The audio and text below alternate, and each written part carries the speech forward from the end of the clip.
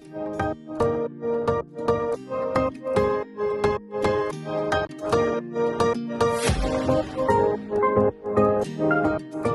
my beautiful friends, it's Amanda here, and today we're doing a little indie brand haul. I have a bunch of new products that I ordered from the Glamlite Scooby collection, as well as my much anticipated Shroud Cosmetics order, their Batty Bean Hallow Bean palette. The Hallow Bean palette they did in collaboration with Batty Bean, aka Betty Jean. These all definitely have a sort of spooky theme, but you know, I'm all about keeping spooky season going. Halloween is my favorite holiday, so I feel like we can extend the celebration, you know?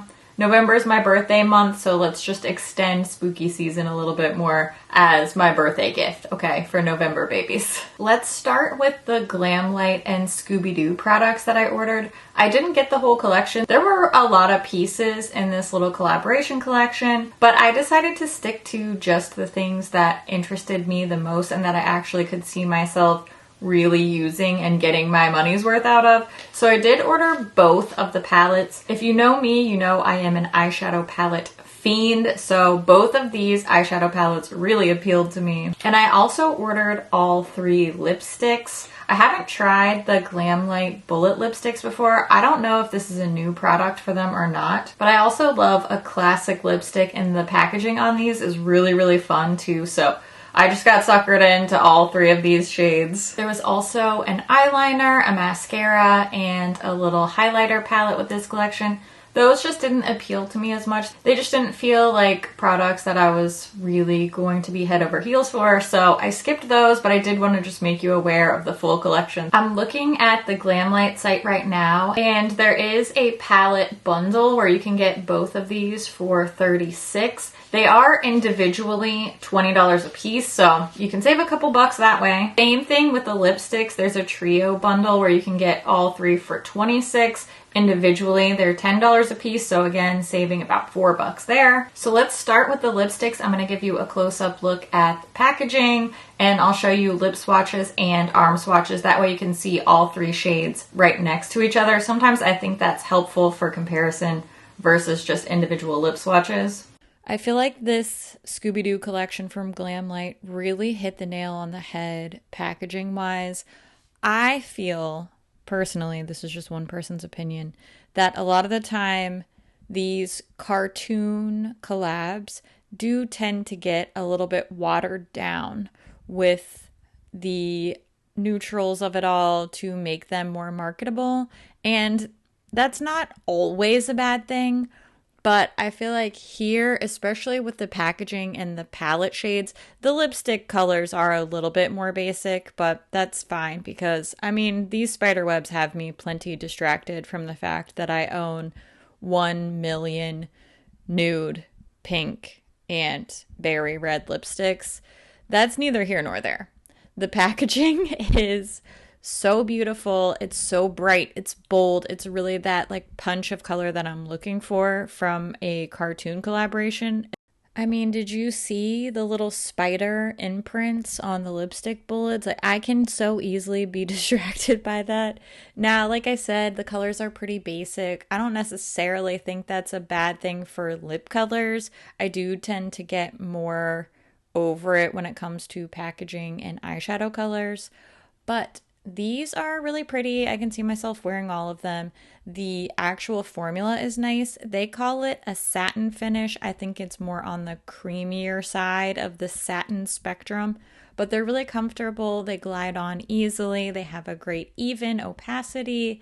They feel good on. I wore the Ruh-Roh color for a long time on the day of filming, and it never got like crusty and faded and gross looking. So I have to say, formula wise, these are really beautiful, even if the shades are a bit basic. Now that you've seen the lipsticks, I want to get up close and personal with these two eyeshadow palettes. There's a lot to see with these palettes, particularly because the packaging is really, really awesome. I'm also going to show you swatches of these palettes, and I am going to do one comparison each because as soon as I got these two palettes home and cracked them open, I had a palette that immediately came to mind for each of these. So we are going to do just one swatch comparison each. So let's dig into these two Scooby-Doo palettes now. Again, the packaging is just 10 out of 10. When you see these two palettes, they look really similar at first glance, but there are a couple of differences, like the bat placement over the moon and the tree is different. And of course, the color stories are flipped as well. And then on the back, you can see a little photo of the actual shades inside each palette. First, we'll take a look at the palette in the green packaging. This is the Ruh-Roh Raggy palette. It's a little bit of name confusion with the Ruh-Roh lipstick, but I'm sure there are certain phrases they really needed to stick to licensing wise, so not too much to say about that. Now the palette packaging and the outer carton do have different images on them. I usually like that. I like to see a flexing of a different muscle as far as doing two different packaging designs like that. Notice on the back there are some that are eyeshadows and some that are pressed pigments, so I always recommend patch testing pressed pigments to see if you get any staining or irritation. I've talked about that a lot, so I won't go over it too much. There is a mirror in each one of these palettes.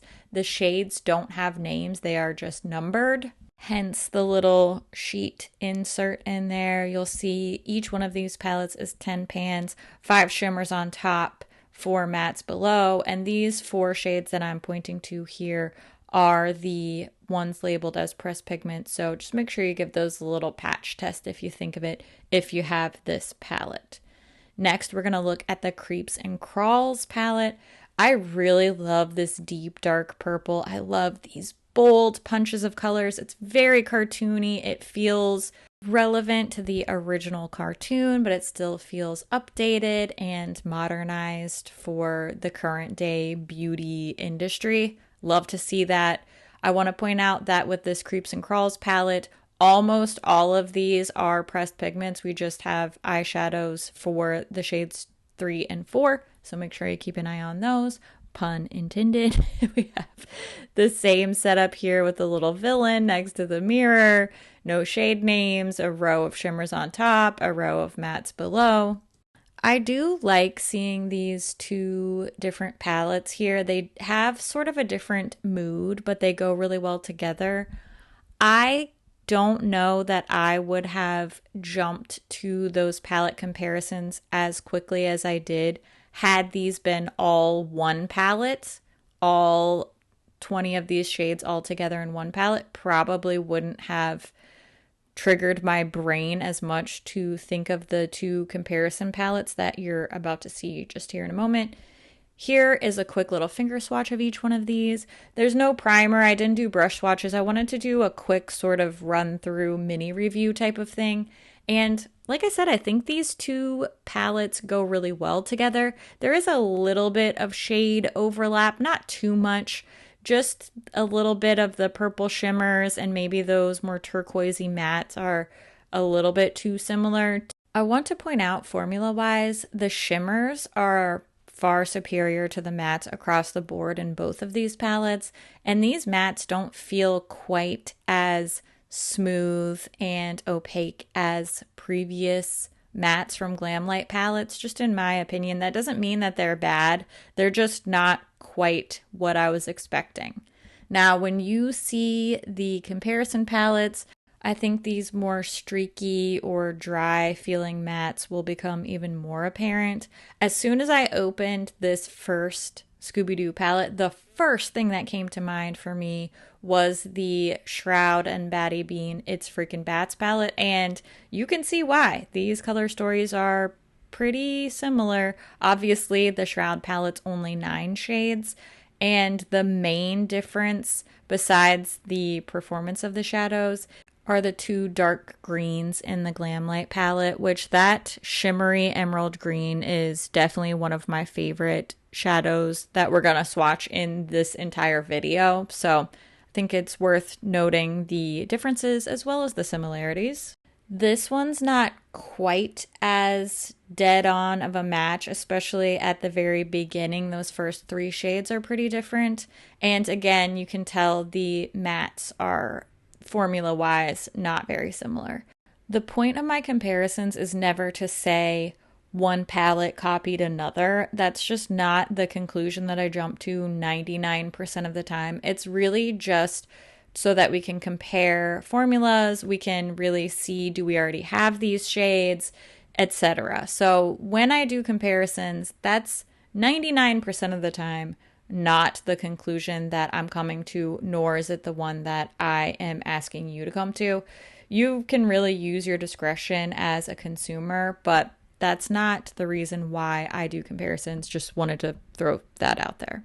Last but definitely not least is the Hallow Bean palette. I have been so excited to get my hands on this. Full disclosure, Betty Jean, aka Batty Bean, is my friend. Take anything I say about her palette with a million grains of salt because I'm excited for my friend. And I really, really loved her first creation. Where is it? Right here.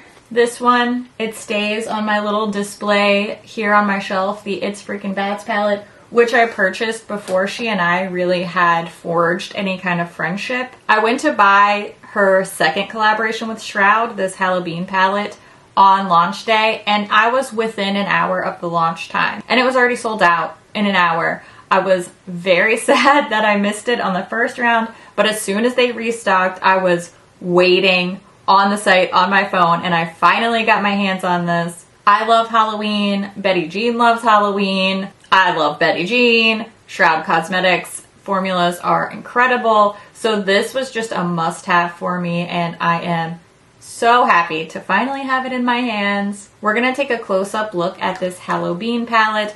Of course, I'll show you some quick swatches, and I'm also going to do a little tutorial for this eye look that I'm wearing today. I wanted to do something that was a little bit neutral, a little bit basic, because I do think sometimes when you see a palette with something like a bright green, a lot of really deep grungy colors, it can seem a little intimidating, or maybe it feels like something you can't use for a more toned down everyday type of look. Which, look, I don't really like the term everyday type of look because you can wear whatever you want on any day you want, and I know that a lot of workplace standards have loosened up. When I first graduated from college, I would have never gotten away with wearing something like a lime green. I was expected to keep a very toned down, very minimal makeup look in my workplaces. But it seems like things are loosening up, which I'm glad to see. I'm glad to see that people are given more freedom to express themselves with makeup, even in, professional settings. But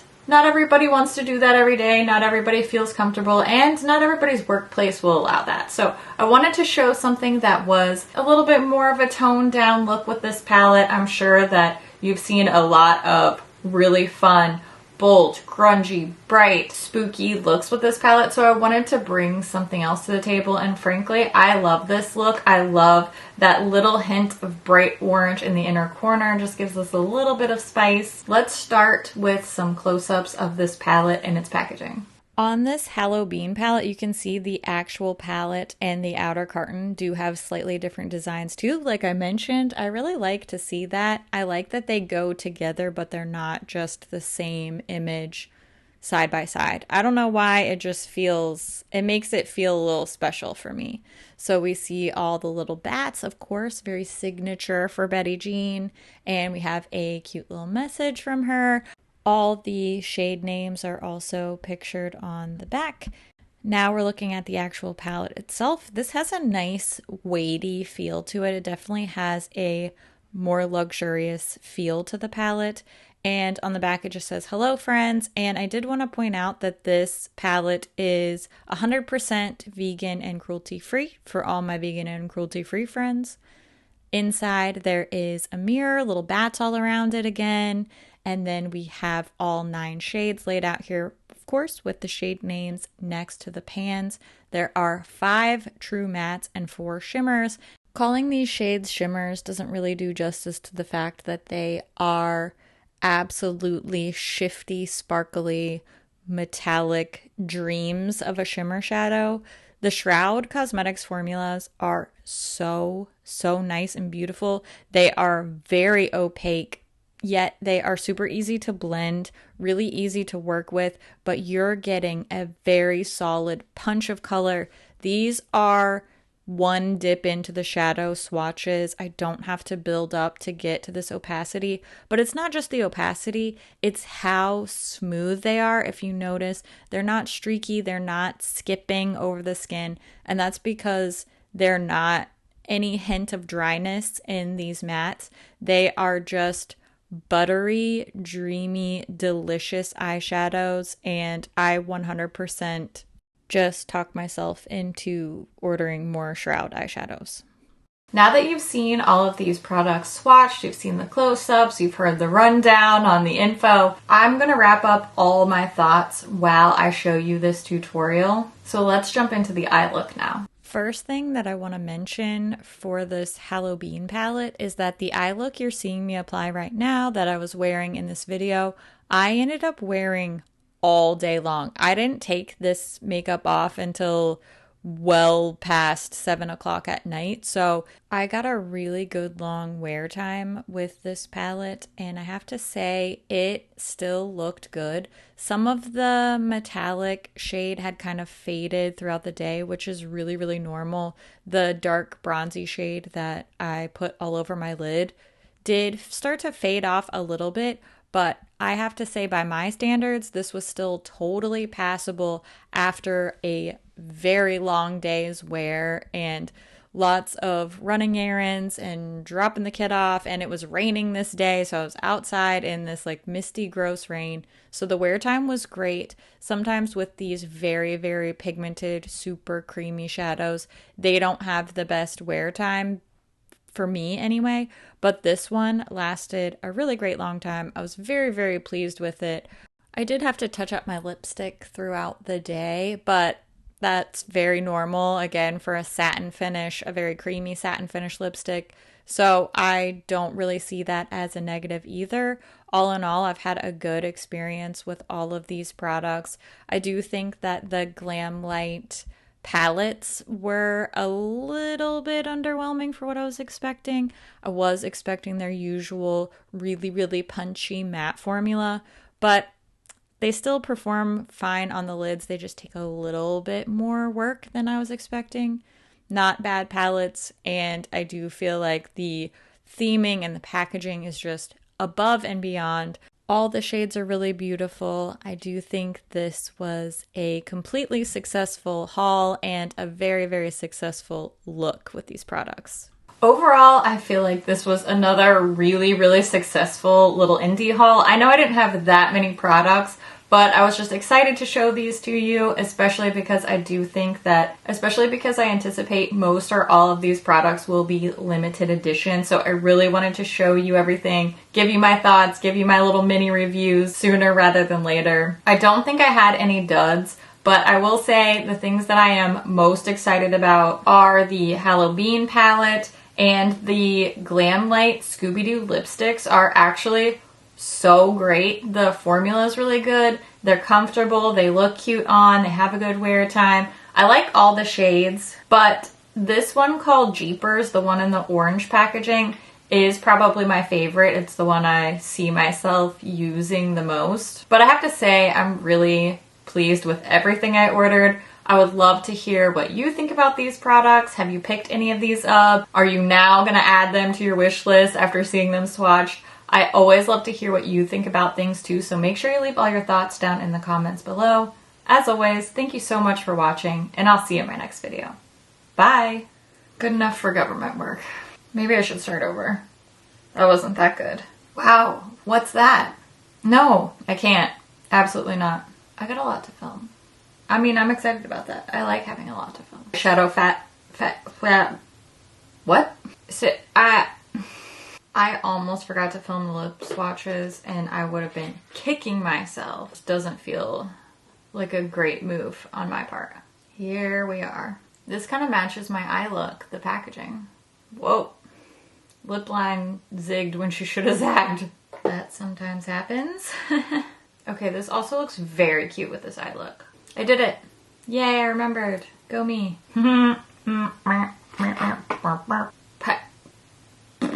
had why can't I talk today? I had my usual amount of coffee. I mean, could I? Yes. Will I? No. I won't. And I feel like it went pretty well. I'm gonna text Betty Jean. I'm using your palette in the vid I'm filming today. I love it. Always hype your friends. I'm gonna send her a selfie. Huh? What? Oh, she responded. She said, OMG, you look so pretty. She's so nice. She's like the nicest person. I probably could say that about all of my friends though. I have the great pleasure of being friends with a lot of people who do YouTube. And so many of them are the nicest, most genuine, coolest, smartest, gorgeous in-person people. Look, I'm a Sagittarius. I hype my friends all the time. This is one of my best qualities. I'm gonna be completely honest with you. And people who know me in real life know too.